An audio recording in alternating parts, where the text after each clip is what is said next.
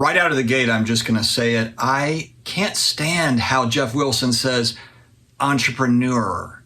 But if you want to grow the hobby and profit while enjoying cards, then right now you need to think less like a sports card investor and think more like a sports card entrepreneur. Now, I know this might be ticky-tack for some folks. Maybe I'm just being nitpicky. I say it entrepreneur, like as in manure, entrepreneur. Tomato, tomato, I suppose. I know Geoff would probably say, dude, you're really reaching now. Silence, you funny fool. But entrepreneur, it almost sounds like you're trying to sound French, but you're not, but you're not French. I don't know. But then later in the episode, he said niche instead of niche. It's confusing. All right, let's kick this thing off. Before I get started, me and Flipping Steve were on Off-Centered last night. We had special guest Ken Goldin joined us on the show to talk King of Collectibles, the Goldin Touch on Netflix. If you haven't checked it out, do so. Watch all 6 episodes. They're only about 30-40 minutes long. It's about 3 hours of content.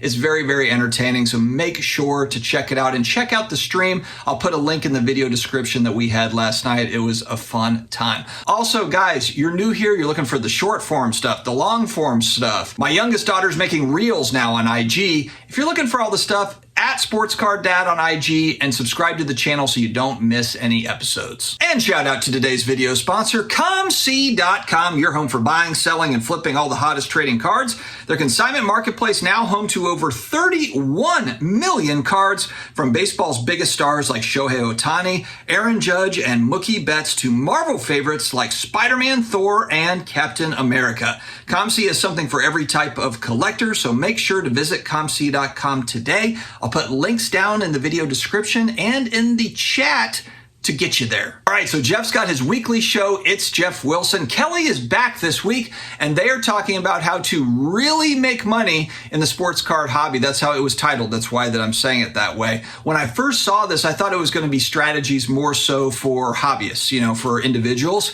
It was more so about businesses. Now, of course, individuals can start businesses like they do every day, but it was kind of more, local card shop, professional breaking outfit, consignment for grading. So there was a variety of different ideas, but they weren't centered around buying and selling individual cards or sealed product or anything like that. It was more so about starting businesses, which is interesting. That's what Geoff has done. He's got a background there. And so he kind of goes through a variety of different things. Not enough hot takes for me in this episode. This one was a little bit more vanilla, which is fair. He didn't throw anything out there that he probably hasn't talked about already before. And again, there wasn't any sort of kind of a hot take or a special moment that I thought, but good to always kind of add these in. I think that too, when you put up a video like this and it's how to really make money in cards, that sort of thing, it's keyword sensitive for the algorithm. So this is one of those shows that I think it kind of hopefully gains some traction with YouTube. So I get how that works. He also talks some about how Sports Card Investor, his business,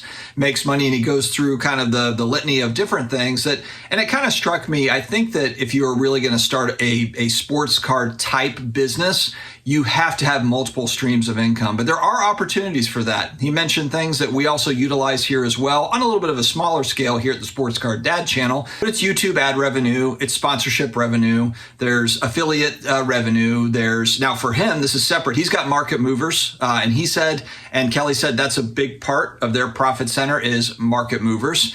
They also do grading. They help with grading submissions through Got Baseball Cards through his relationship with Joe there in Atlanta. He helps push business that way. And of course, they get a piece of that pie as well. The main thing with Geoff, it looks like to me, is there's a bunch of different things going on. There's a lot of different ways to potentially make money. I think that one way too, as I was watching kind of King of Collectibles with Ken Goldin, and I was listening to Geoff, I was also thinking about the fact that you could probably also be a broker within this hobby for high-end, like mid-level to high-end cards or memorabilia collectibles as a whole.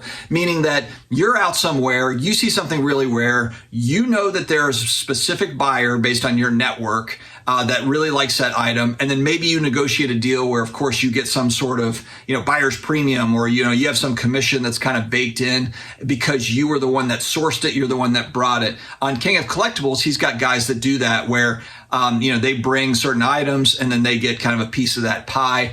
And so I thought that was kind of interesting because if you run into, let's say, somebody comes to you and says, hey, I've got this really rare Mickey Mantle, whatever, I'm looking for $500,000. You might not have $500,000, but Ken Goldin has $500,000. So maybe you pick up the phone and say, Ken, I've got this guy that's coming to me with this. I'd like to be cut in on it, whatever. I'm sure that finder's fee type deal happens frequently in the auction world with not just sports cards, collectibles, but all sorts of things, Rolex watches or classic cars or whatever it might be, because there's a chase for auction houses and for these companies that are selling items. They're always looking for great inventory. And so if you're the one that can help bring that great inventory to them as kind of a broker, that would be kind of an obvious one for me. Geoff, now he brought up a good point about if you're going to enter the breaking space right now, you've got to bring something different to the table. So he had kind of an idea of a buyback program on the show where essentially you get a big hit in there and they immediately offer you cash or store credit or something for that big hit. So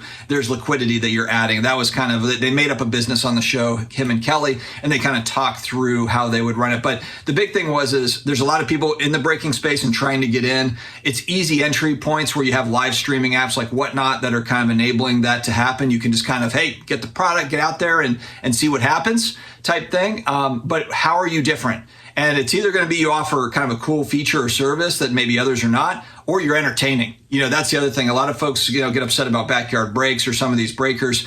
But a lot of the reason why people come back is because they provide that entertainment value. There's community camaraderie within that group, that company, keeps on bringing people back. That was the example that they used. But again, kind of a vanilla episode, worth reacting to though, and worth watching, I think, if you're interested in this sort of stuff, and also just kind of keeping tabs on what Geoff Wilson is talking about outside of just kind of the videos that he's making where it's kind of more pre-planned. These are more free-flowing conversations, so good show by Geoff and Kelly. You take the card and put it in the sleeve. And I can't get over entrepreneur. And I'm not saying that's not how you say the word. It just gets at me. I don't know why, but I just say it differently. Entrepreneur. All right, guys, stay healthy, stay awesome, and I will talk to you again later.